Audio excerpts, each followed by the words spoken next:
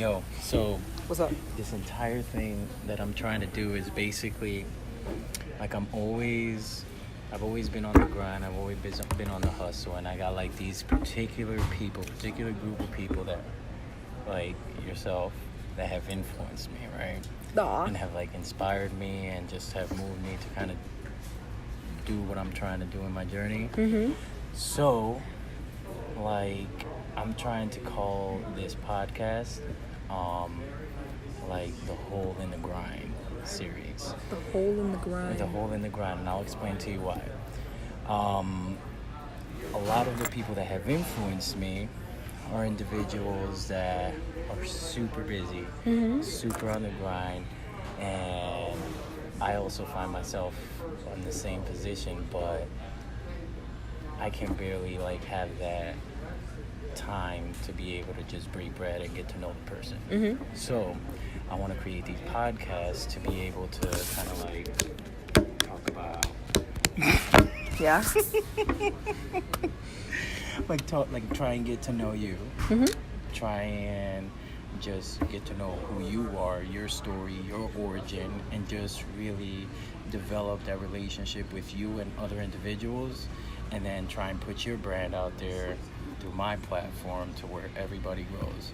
And then at the same time, I know a lot of individuals that are doing super dope shit here. Mm-hmm. And I listen to like Tony Robbins and Gary Vee and a whole bunch of motivational podcasts. But it's like podcasts where they interview like Forbes magazines, top 500, you know what I'm saying? Like individuals that are really successful, which is good and it's motivating. But I want to see the individuals that are here locally, that are doing it, that are on the grind, that could relate to somebody that's actually trying to start. And that may still be successful. Right. Because not all of us are like, Right. I would say I'm in the beginning stages-ish, because I'm still figuring it out. Well, everybody's still figuring it out. Nobody knows what they're doing. Right.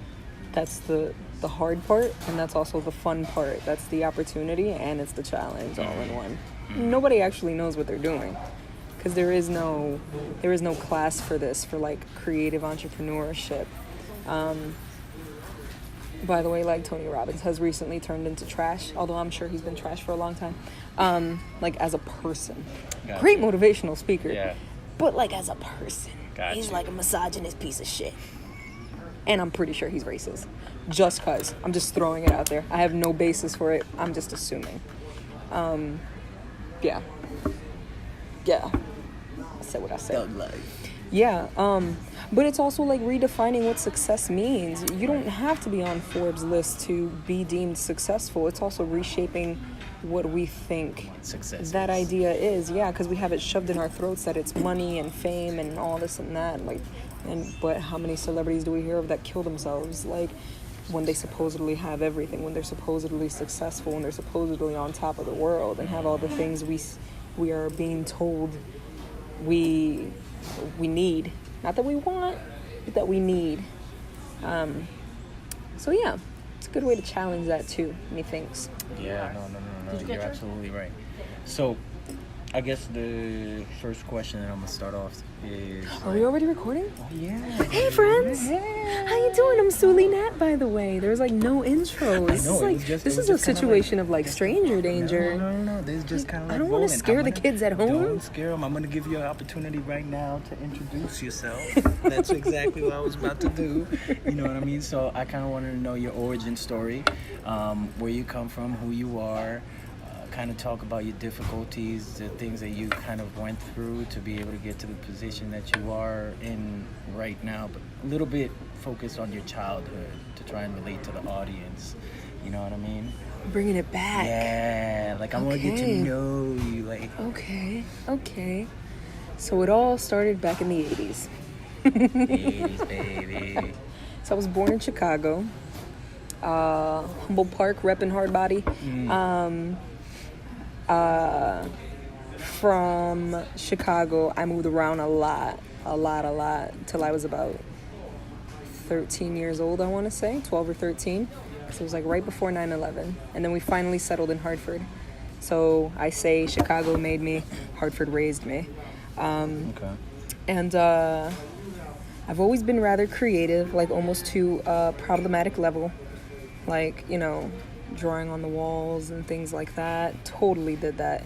Drawing inappropriate shit. Totally did that.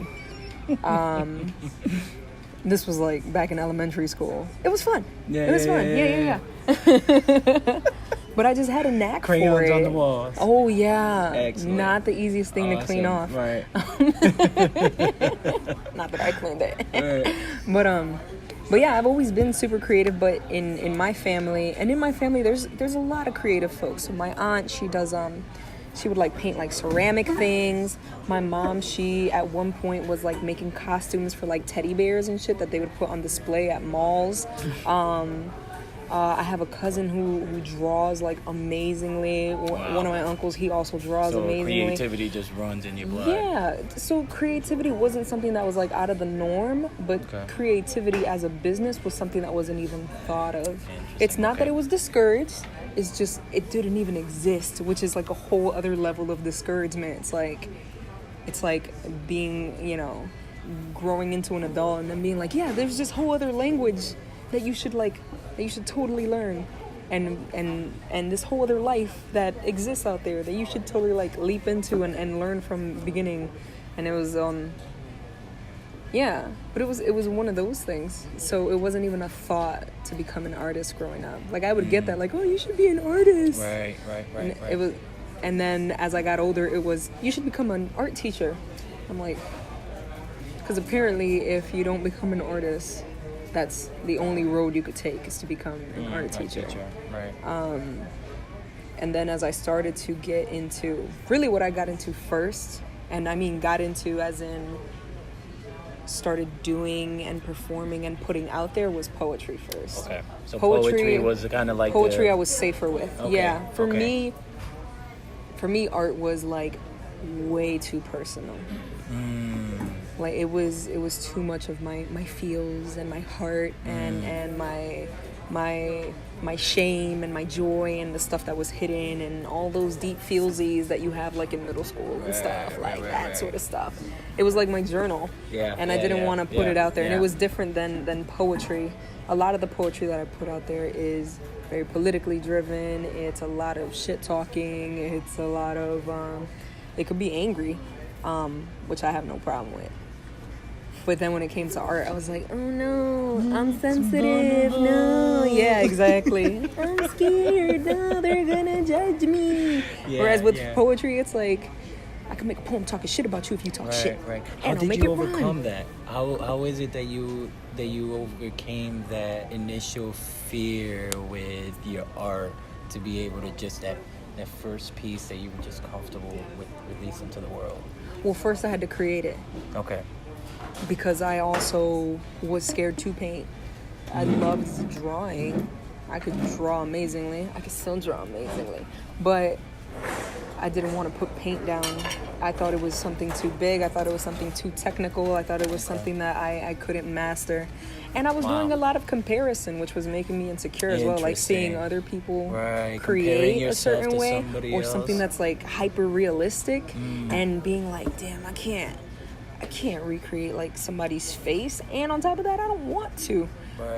So that kind of pushed me away from doing it for a really long time until one day I was like, and here's the thing, like I kind of hate talking about the journey of something because it always sounds like it takes a shorter amount of time than it actually does, and all of this took years, even decades.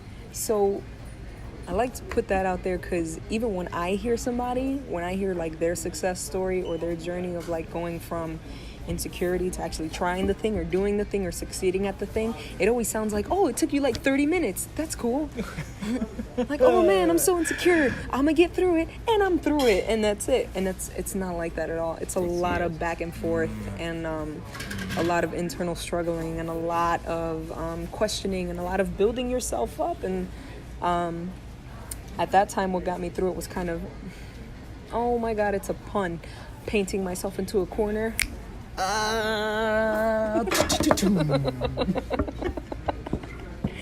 really, it just got to that point, like, where I was like, what am I really afraid of? to just express myself through paint. Like, don't be a fucking wuss. Paint Right. something. And I did. And I painted something really kind of small that I unfortunately gave away to somebody. But if I get the chance, I'm going to steal it back. And I got it out and I was like, oh, this is nice. This wasn't even that hard. This was pretty cool. So you gave it to somebody. You didn't even sell it to somebody. No, I gave it Okay. away. I gave away Okay. a few paintings. Wow. Okay. Yeah. Because again, the thought of it becoming something as a career wasn't even, Okay. it still hadn't entered my world yet. Interesting. At all. And how old were you in this time when you gave your first painting away? This was probably 2009 or 10? Okay. Something like that. Mm.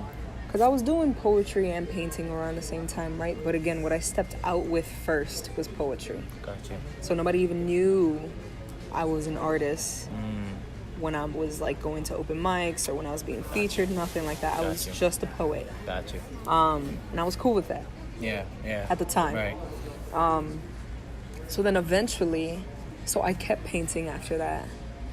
But I was just collecting them in my room. Like my walls were all just filled with my own paintings.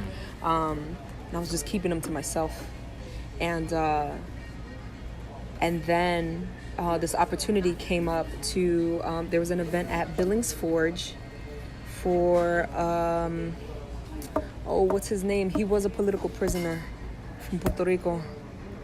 Oh, his name is slipping my mind right now. Is it Oscar Lopez Rivera? I'd be mixing his last names up. It's either Lopez Rivera or Rivera Lopez. Because, you know, we got them like double last names and whatever. But it was an event like to support him. And I just asked if I could bring some artwork.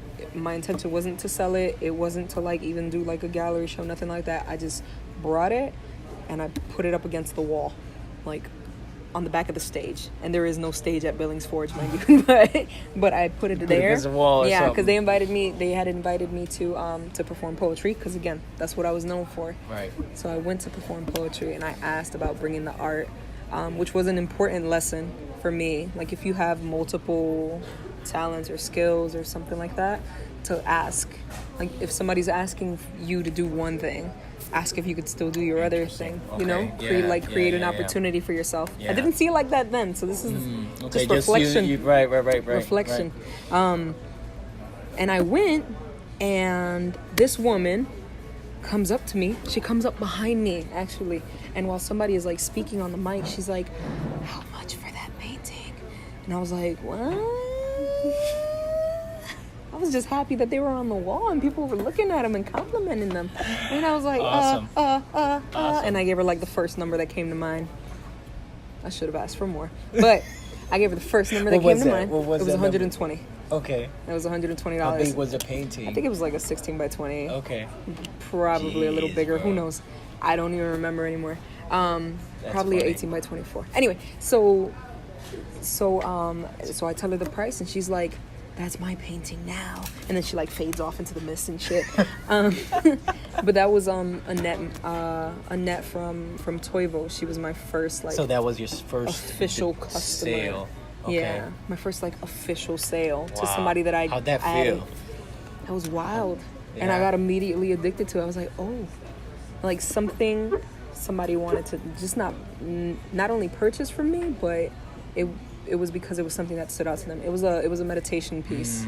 It was a woman outlined. It was a galaxy and an outline of a woman like meditating, floating in the middle of the galaxy. Gotcha. And she works with Toivo, and they do a lot of holistic counseling and wellness Gotcha. and stuff like Okay, that. So okay. it really stood out was to her, part and of she the scene. connected. And she connected Yeah. to it like that, and it was dope. And I was dope. like, let's do this. That's dope. I was like, let's try this, because I was also, I think during this time, if I'm not mistaken, during this time I was in grad school, or I had just graduated from grad school, and she kind of like helped to get the ball rolling, because then I was like, oh, I'm addicted to this, let's do this. and I just put paintings out there for like $30-$40, like little paintings, and I think in like a matter of hours I had sold maybe like 6 paintings. Wow. Yeah. Wow. That's Yeah. impressive. It was. Wow. It was. That's awesome. Yeah, it was something new. It was something like, like you don't know that it's there, that it exists, or that it can happen until you actually do the thing or try the thing. Yeah. It was like a little leap. Not a big leap, just and a little you leap. just graduated grad school here around this time. Around that time, it was either I graduated from grad school or it was right before I graduated from grad school. I got to get the right years. I'm assuming you weren't going to school for artistry. No, not at all. Why would I do that? What were you going to school for? What were you studying as your profession? I had considered it, though. I had considered it for like maybe 15 seconds. And then I was like, why am I going to go to school for something I know I'm already good at? Oh, yeah, right. For something that has always come naturally to me. Like, I may not be, to certain people, I may not be the best artist, I may not be the best painter or whatever, but it's something that already comes naturally to me. And if there's something that I need to learn, I will naturally try to learn it on my own, whether it's YouTube videos or watching somebody else do it or just trying the thing. So I'm like, why am I going to give you G's upon G's upon G's to do something good to do something I'm already get out my face? So 15 seconds. And then so what I did go for was I actually went I got my bachelor's in psychology, which I'm always still very interested in, and then I got my master's in social work with a concentration in community organizing. And that was, the psychology part was influenced by a high school teacher that I had.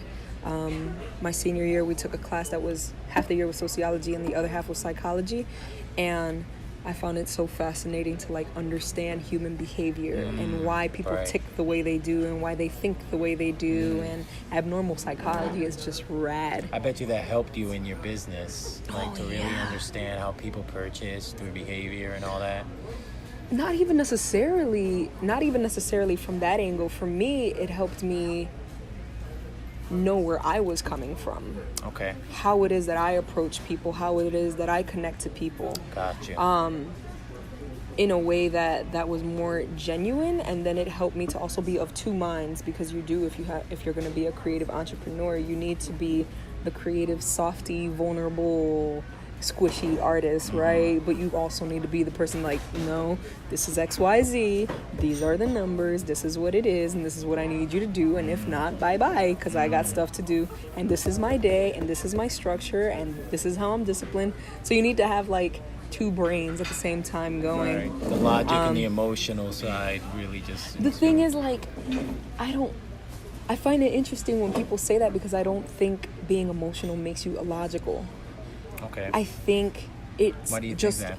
Because I think it's a different intelligence.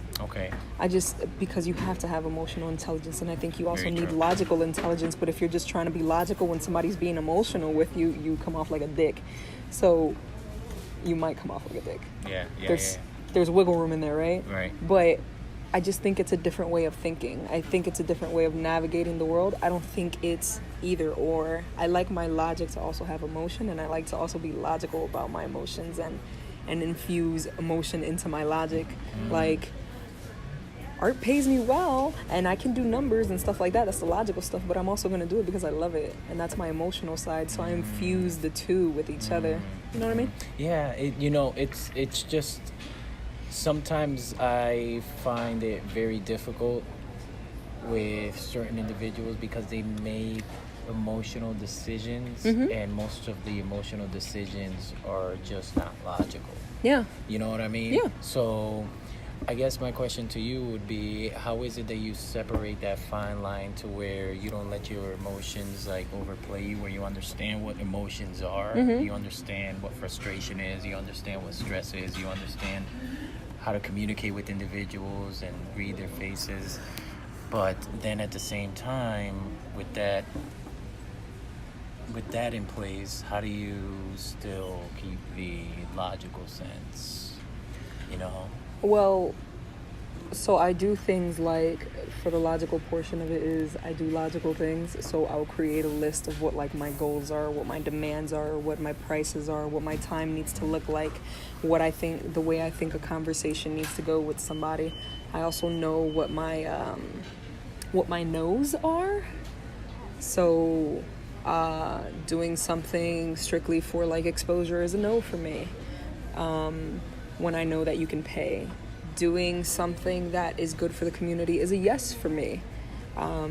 So there's those things. So I'm setting like what my boundaries are. That's like my logical side, so that even if I'm emotional, even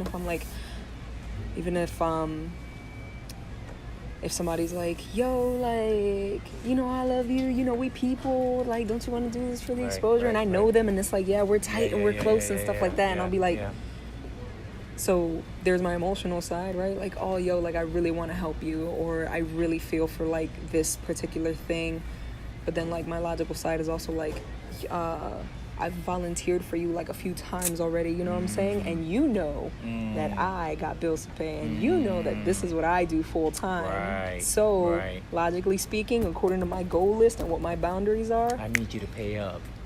No can do. Yeah. So it's those things. I also have a good set of people around me.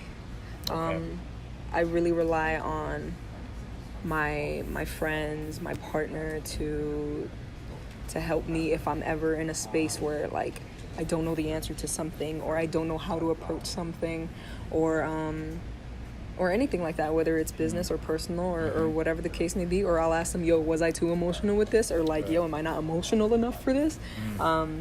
So having a good, like, squad around you is also hella important.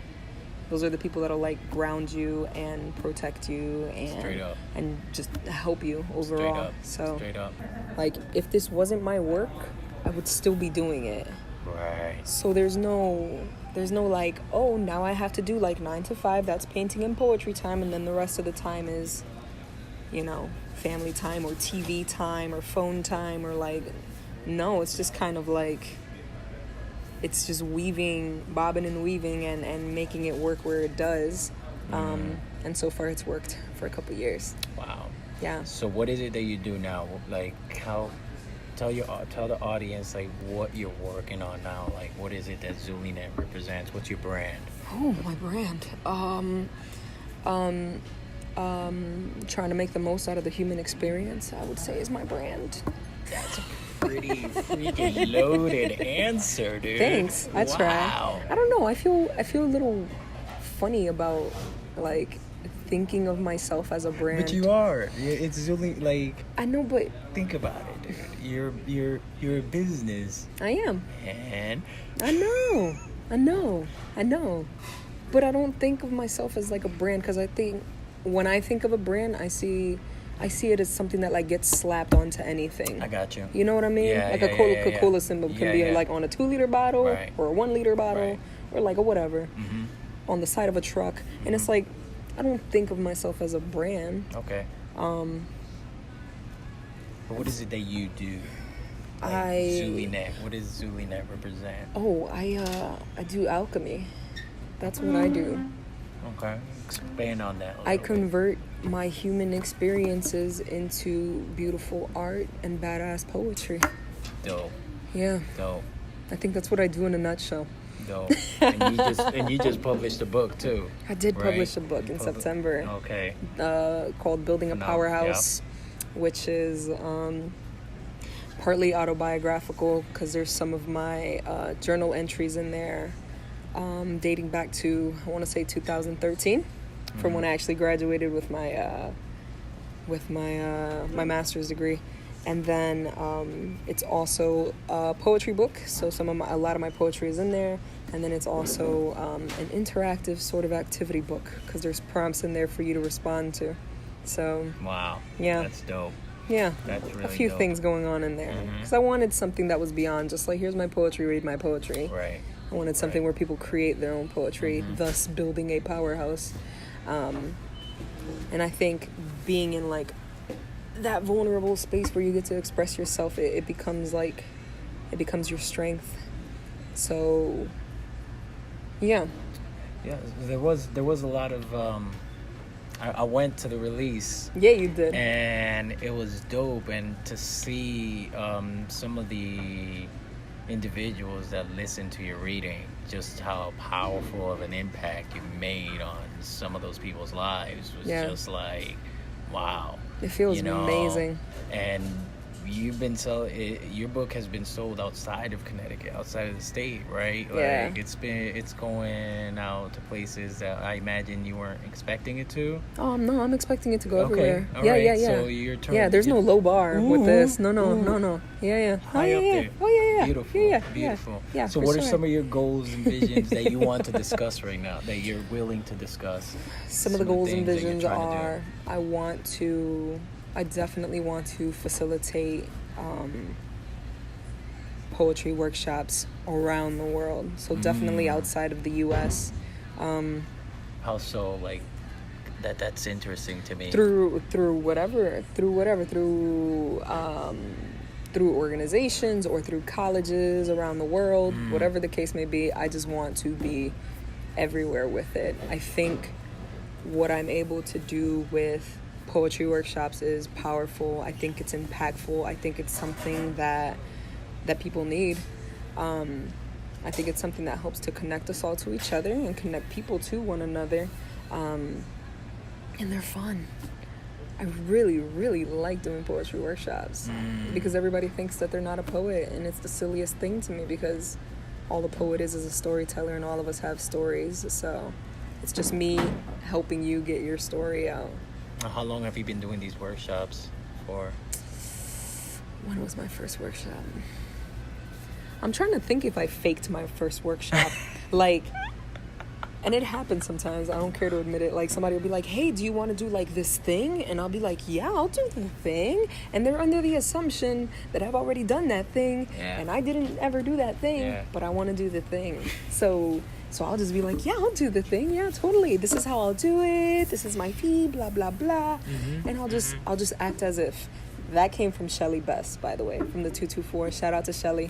She says, act as if. I'm like, okay. And I've really taken that to heart. So Right. I always wanna quote people with the stuff that they say. You know what I mean? Give them credit where it's due. Yeah. So stuff that I want and goals. So workshops around the world, more workshops in the U.S. Obviously everywhere. I want to do. I want to have gallery shows all over the world. So why not? Soon I'm going to be doing prints of my artwork, if I could just like finesse the picture taking part of it. And let's see, what else? A little bit of Death Part 3 is coming up. Yes, I gotta be a part of that. Super excited about that shit. Let me know when that is. You're going to need to bare your soul, you know that, right? Yeah, I know. I'm not accepting any of this surface stuff from nobody. No, it's gonna be super deep, super like. Yes, that's all I want. That's all I want. That's all I ask for. You know what I mean? I just like it when people rip themselves apart. Yeah. So we can stitch ourselves back up together. You know what I mean? Right. That's exactly what it's about. That's all. Yeah, that's totally what it's about. Have you seen the show? That's totally what it's about. It is. Yeah. It is super deep. Yeah. Steph was in there, like. Yes. pouring Shout out to her Steph. heart Shout out to out, Reject. dude. Shout out to Shad. Dude. Yeah. Freaking phenomenal. For example, a little bit of Death Part 1, the very first one. My bank account was in the negative when I put on that show. Wow. And I was living in my own apartment at the time, and I was like, here we go. Whoa. Like, this is what it is. You know what I mean? And I was like, of course I was like scrambling. I was like, what am I gonna do? And then it was like, you know, that voice that we ignore a lot. It was like, what do you mean? What are you gonna do? You're gonna create. That's what you're doing. This was like shortly after I took the leap and left the full-time job. It was like, this is what you leapt for, right? That's what you're gonna do. And what happened was I painted. I was like, okay, I'll trust what I'm gonna do. And that same night that I was like at my peak of freaking out, I just painted. Wow. And I sold the painting. Wow. And then I sold another painting. And then I sold another painting. And by that time I had just enough for rent. Dude. And the ticket sales from A Little Bit of Death and selling artwork at A Little Bit of Death. Yeah. Dope. So You do this full time now. yeah. Yeah. True entrepreneur, dude. Like to the T. It's like the biggest awesomest challenge ever. Mm. It was, and it's so different than like, yeah, there have been hard times. Yeah, there's been like difficulty with money. Yeah, there's been like people with their stereotypes about artists and creatives and like and being condescending, intentional and unintentionally. But it's like doing this versus doing any of it or going through any of it for somebody else or on behalf of somebody else or on behalf of a company and working for them and grinding for them. It's like, no. I'd rather spend the rest of my life investing those 40 hours a week I would have given you into myself. Right. Because this is absolutely for other people, but it's for me. When I go to paint, I'm not going with the idea of, oh man, I really want to sell this painting. It's, yo, I gotta do this. I have to do this, and I want to do this, and I love to do this. Wow. And it's just what it is. Wow. Yeah. Wow, that's super dope. That really is. How is it that you block out like all the outside noise?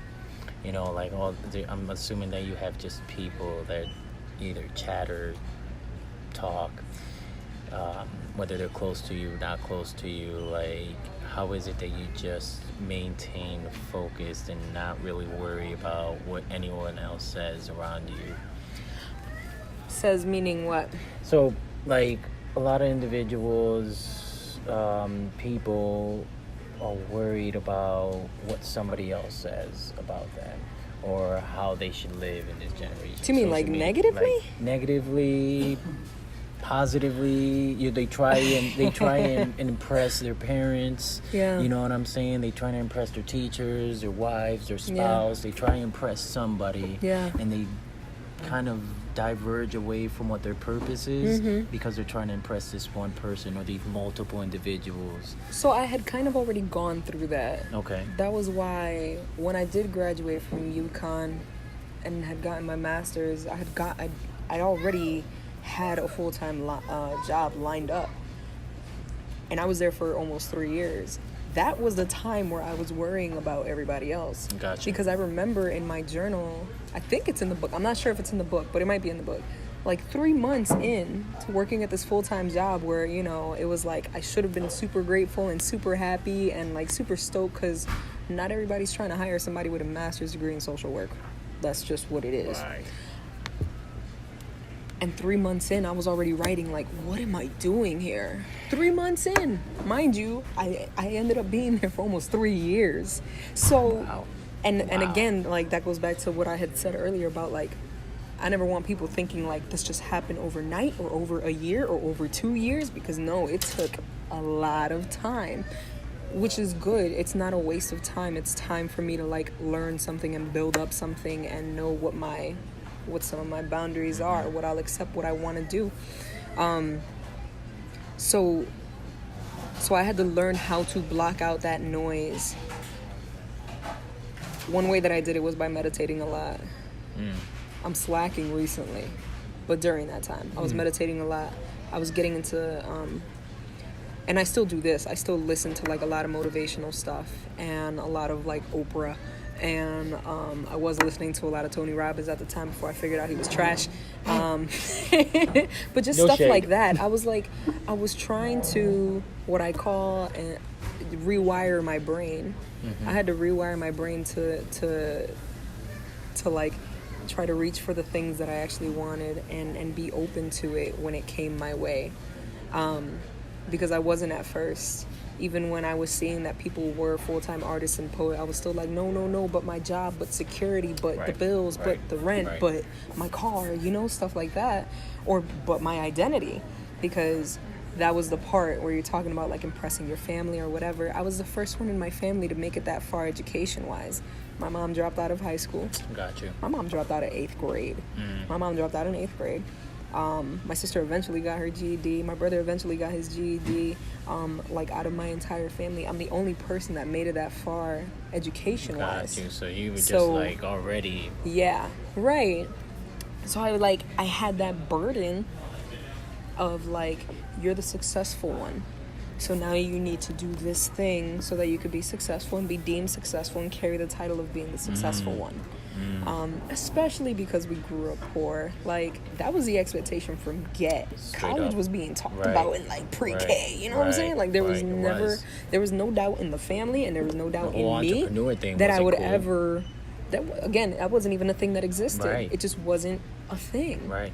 It was like just School and non-existent. job It and wasn't like, retirement at it wasn't that it was 65. good. It wasn't that it was bad. It just wasn't even real at the time. It was So like a true. myth or a legend Yeah. or something. And then I started meeting and running into people that were doing creative stuff like as their full-time jobs. And that started getting like some wheels turning. And mind you, by this time I was already doing poetry and performing and getting featured spots and stuff like that for a few years now. So I was like, this is nice. And then this one guy from New York invited me to go to Virginia, I want to say? Madison University. I want to say it was Virginia. My bad if you're not in Virginia. And he was like, yeah, so I'll bring like 3 other poets, and each of you will get $400 to go there and come back. And I was like, my eyes were like, again, looking back now, I should have gotten paid more, but whatever. That's why I ain't naming names. So I went, and I was like, this is amazing. This is dope. Yeah. I want to do this. I want to go to colleges and blow people's fucking minds and then be out and then Yeah, get yeah, paid yeah, and like yeah. have a positive impact on them. Yeah, Because right. there's some poems like I can tell, like for me they come like most of my poetry comes from a raw place, not necessarily a logical place, but like just raw feeling. Because again, I don't always necessarily see them as super separate anyway. But and then So I see interesting. people react to that or learn from that, or like Yeah. I see the light bulb turn on, Right. and I can see it in their faces, and I'm Right. like, that shit is amazing. That's Being dope. on stage to me, like to some people, it's like the last fucking thing they want to do. I'm like, I could live up there.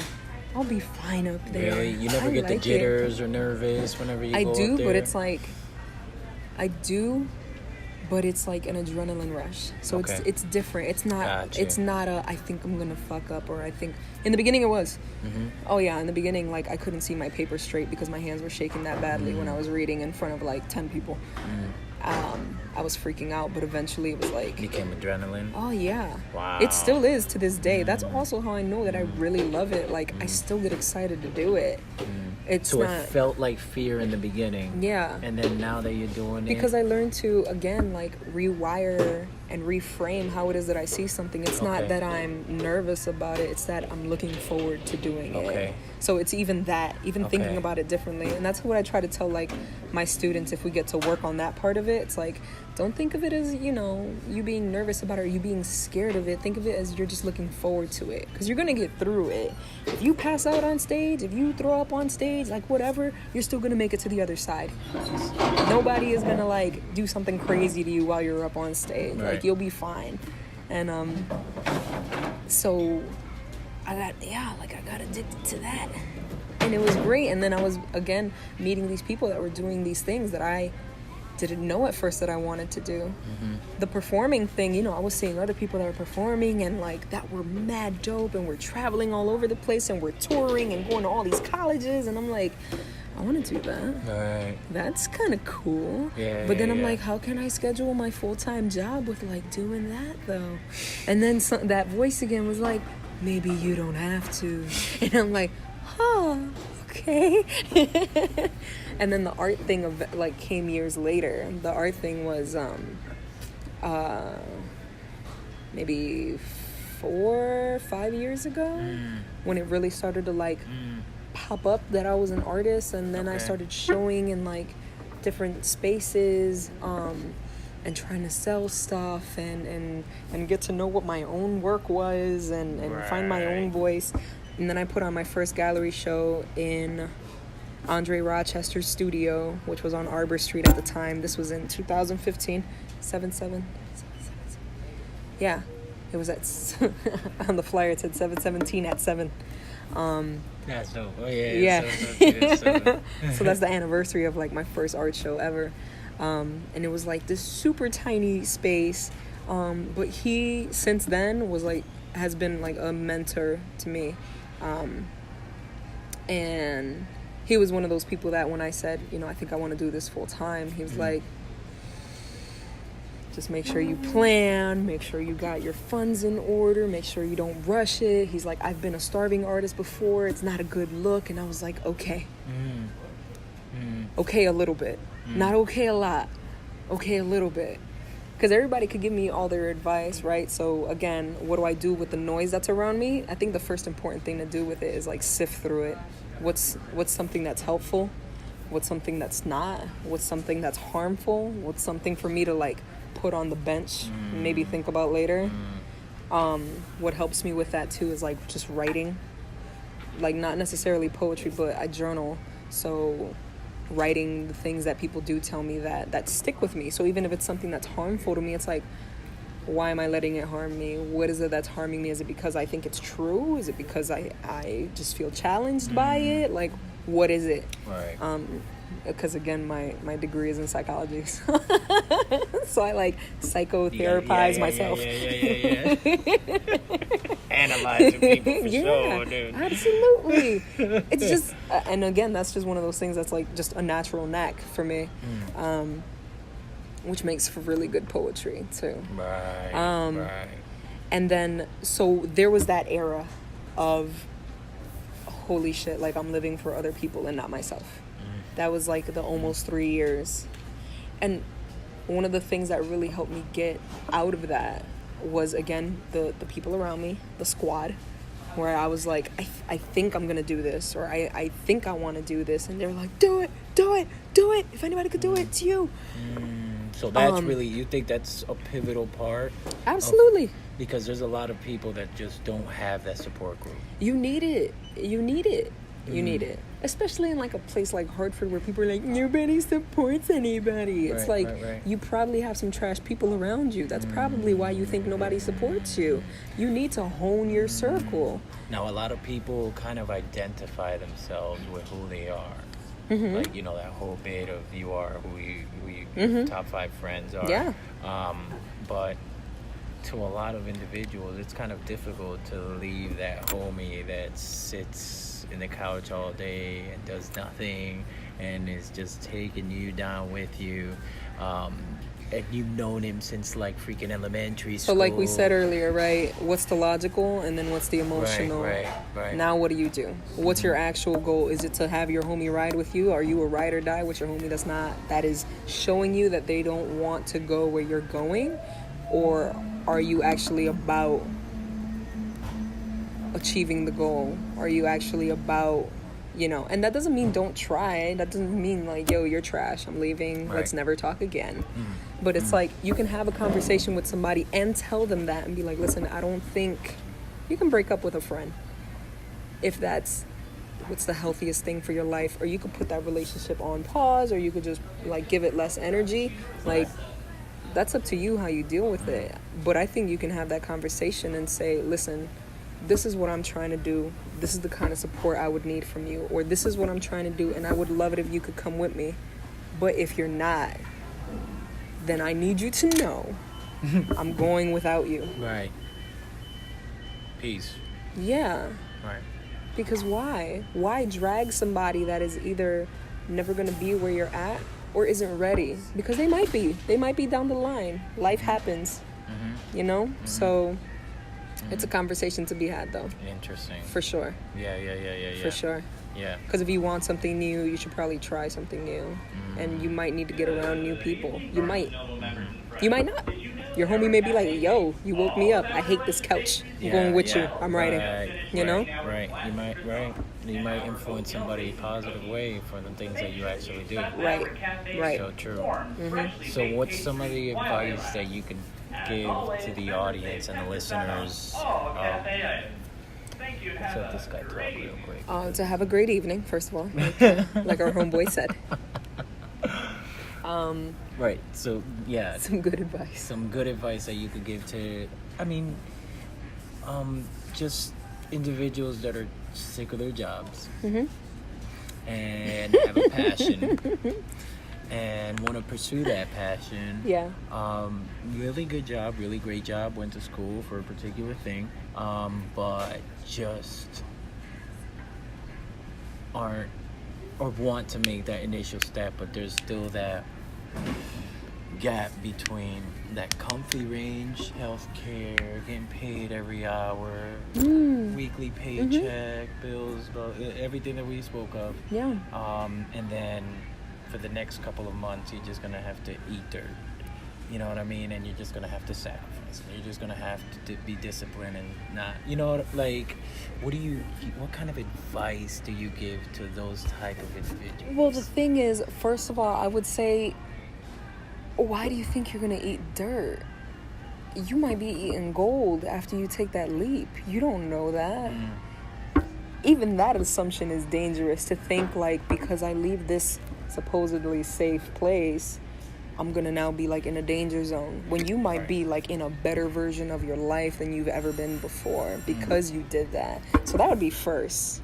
It'd be like, what do you expect when you leave? Do you expect greatness or do you expect struggle? If you expect struggle, all right, you're probably gonna get struggle then, if that's already where you're coming from. Right. Other advice I would give, find your way to meditate and do it. That's also me talking to myself because I'm slacking. Do your thing every day.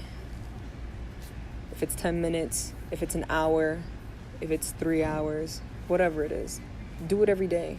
You can divide up whatever it is that you do into smaller tasks and do it every day.